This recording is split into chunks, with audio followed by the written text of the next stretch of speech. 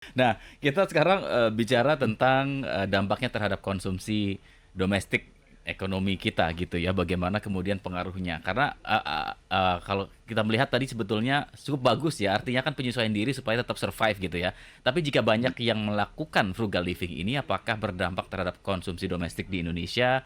Kemudian juga ini akan berpengaruh juga terhadap pelaku usaha gitu ya, UMKM. Seperti apa pandangan Mas Bima? Ya, ini tergantung memang skala dari frugal living. Kalau kita asumsikan ya memang ekonomi Indonesia ini dibangunnya sebagian besar dari sisi pengeluaran adalah konsumsi rumah tangga. Mhm. Jadi konsumsi rumah tangga tuh bagai bumi dan langit dengan konsumsi pemerintah. Hmm. Pemerintah efisiensi oke gitu, tapi porsinya terhadap ekonomi itu cuma 9%. Nah, tapi bayangkan kalau efisiensi anggaran itu adalah dompet rumah tangga di Indonesia, di mana populasi Indonesia ini adalah populasi usia produktif, anak mudanya banyak, yang harusnya secara teori dia konsumsinya naik secara signifikan. Mhm.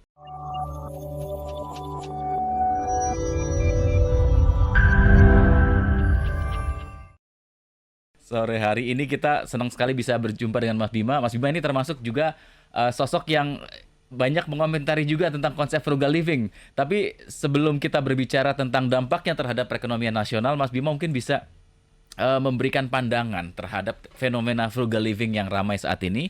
Plus minusnya apa, Mas Bima? Ya, jadi frugal living ini sebenarnya kan sebuah reaksi terhadap kondisi ekonomi. Jadi dia bereaksi masyarakat itu konsumen, terutama kelas menengah, Mhm. mungkin masih punya uang untuk belanja, tapi mereka gunakan uang itu untuk keperluan lainnya. Misalnya di masa depan untuk tabungan pendidikan. Sementara gaya hidupnya diturunkan nih sekarang. Jadi kalau diajak untuk beli kopi misalnya, ya kopinya di warung aja belinya, nggak usah di kafe ya. Jadi implikasinya dari frugal living ini cukup luas. Dia hampir ke semua sektor yang terkait dengan terutama ya belanja makanan minuman, belanja pakaian jadi, belanja soal traveling ya akomodasi, kemudian transportasi itu semua terimbas nih dengan banyaknya terutama anak-anak muda dengan Mhm. gaya frugal living. Mhm. Jadi buat apa misalnya membeli furnitur banyak? Walaupun sudah punya rumah, dia akan menghindari pembelian secara berlebihan. Jadi sektor industri furnitur itu juga paling banyak terdampak. Mhm. Nah, kalaupun belinya bukan furnitur kayu, Hmm. furnitur yang bahannya plastik misalnya, yang harganya jauh lebih murah. Jadi ini berimplikasi sangat besar ke banyak industri. Bisa jadi frugal living ini juga memicu PHK juga sebenarnya kalau Oh. dilakukan ya secara bersama-sama dalam jumlah yang banyak. Tapi sisi pro-nya, Mhm. frugal living ya nggak bisa disalahkan karena ini reaksi. Hmm. Jadi kalau mau menahan orang agar tidak frugal living, maka kondisi fundamental ekonominya harus diperbaiki. Pertumbuhan ekonominya harus bagus, lapangan kerja anak mudanya harus diperbanyak, kemudian pendapatan masyarakat ya, itu juga bisa ditingkatkan lebih tinggi lagi, upah minimumnya lebih baik. Jadinya masyarakat juga punya spare disposable income namanya, atau pendapatan yang bisa dibelanjakan setelah dikurangi pajak bisa lebih banyak. Itu akhirnya frugal living akan berkurang. Nah, tapi Mhm. kalau dia hanya sekedar respon, sah-sah saja kan masyarakat ikat pinggang karena Mhm. kondisi ekonominya kurang begitu bagus. Mhm. Artinya frugal living ini sebetulnya bukan gaya hidup baru, tapi karena penyesuaian masyarakat terhadap kondisi dan situasi saat ini. Mereka karena kemampuan daya belinya menurun, harga-harga naik gitu ya dengan situasi yang terjadi, dan dipaksa untuk menyesuaikan dengan kondisi yang terjadi saat ini ya, Mas Bima ya.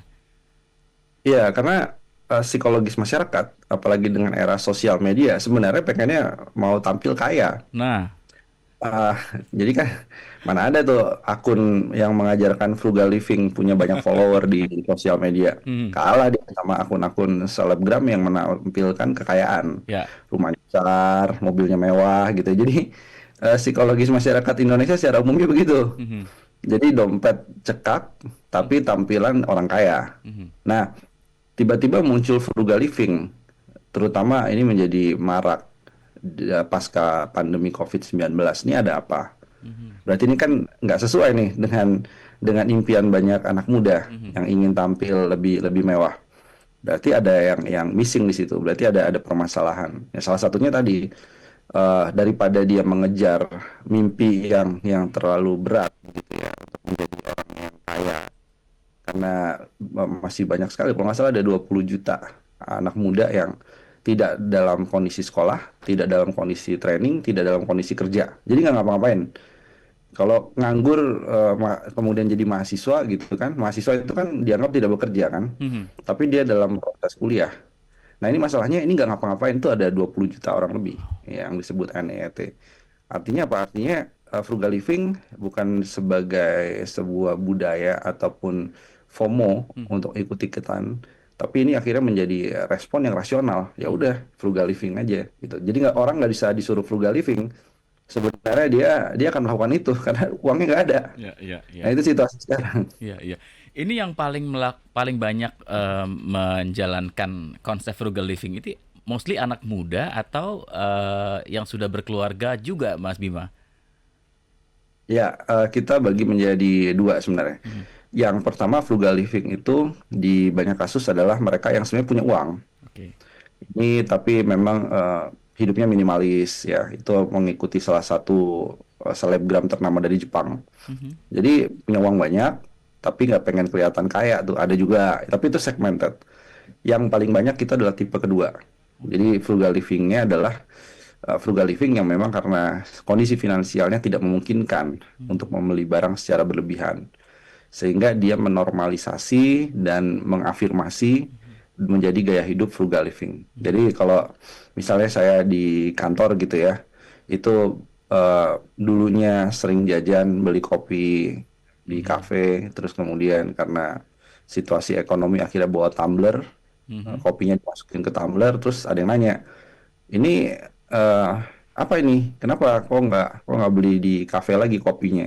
Ya. Terus saya akan jawab, ya ini adalah frugal living. Ya. Aslinya memang budget untuk membeli kopi di kafe udah tipis, hampir nggak ada. Hmm. Jadi berhemat tapi berhemat dengan bergaya ya. Mhm. Istilahnya itu frugal living. Ya, berhemat dengan bergaya ya, menarik istilahnya Mas Bima. Nah, kita sekarang bicara tentang dampaknya terhadap konsumsi domestik ekonomi kita gitu ya, bagaimana kemudian pengaruhnya. Karena kalau kita melihat tadi sebetulnya cukup bagus ya, artinya kan penyesuaian diri supaya tetap survive gitu ya. Tapi jika banyak yang melakukan frugal living ini, apakah berdampak terhadap konsumsi domestik di Indonesia? Kemudian juga ini akan berpengaruh juga terhadap pelaku usaha gitu ya, UMKM. Seperti apa pandangan Mas Bima? Ya, ini tergantung memang skala dari frugal living. Kalau kita asumsikan ya memang ekonomi Indonesia ini dibangunnya sebagian besar dari sisi pengeluaran adalah konsumsi rumah tangga. Mhm. Jadi konsumsi rumah tangga itu bagai bumi dan langit dengan konsumsi pemerintah. Hmm. Pemerintah efisiensi oke gitu. Tapi porsinya terhadap ekonomi itu cuma 9%. Nah, tapi bayangkan kalau efisiensi anggaran itu adalah dompet rumah tangga di Indonesia, di mana populasi Indonesia ini adalah populasi usia produktif, Mhm. anak mudanya banyak, yang harusnya secara teori dia konsumsinya naik secara signifikan. Mhm. Tiap tahun pertumbuhannya nggak cukup 5% Mhm. konsumsi rumah tangga. Karena di setengah dari kue ekonomi itu datangnya dari konsumsi rumah tangga. Jadi kalau 10% saja gitu dari kue konsumsi rumah tangga itu bilang dengan keras saya akan melakukan frugal living Mhm. dengan berbagai alasan Mhm. punya uang ataupun nggak punya uang dia melakukan frugal living itu ambruk ekonomi. Oh, oke. Langsung paling nggak krisis ya tapi resesi lah. Iya, iya. Jadi 2 atau 3 kuartal lebih ekonominya terus turun. Mhm. Mhm. Artinya ini akan bisa mengganggu ekonomi kerakyatan gitu ya, seperti mematikan UMKM tadi, bisnis kuliner Ya. misalnya. Karena orang akan Hmm. mengurangi kos untuk jajan-jajan yang fancy-fancy gitu ya, akan memilih mungkin barang yang lebih murah begitu ya, Mas Bima ya. Ini Ya, ini menarik jadi ya. preferensinya akan mengurangi barang yang lebih mewah. Mhm. Jadi dia akan bahkan barang UMKM yang sebenarnya sudah murah. Mhm. Ini frugal living konsepnya lebih parah lagi gitu kan. Jadi harusnya kan kalau dari kopi di kafe Mhm. itu turun menjadi kopi instan gitu. Ini Oh, dia nggak minum kopi atau bahkan bikin kopinya di rumah iya, iya, iya. dibawa pakai botol tumbler itu. Iya, iya, iya. Tapi selain kuliner, sektor apa lagi sih Mas Bima yang akan bisa terdampak dari masifnya apa implementasi atau praktek dari frugal living ini di masyarakat kita?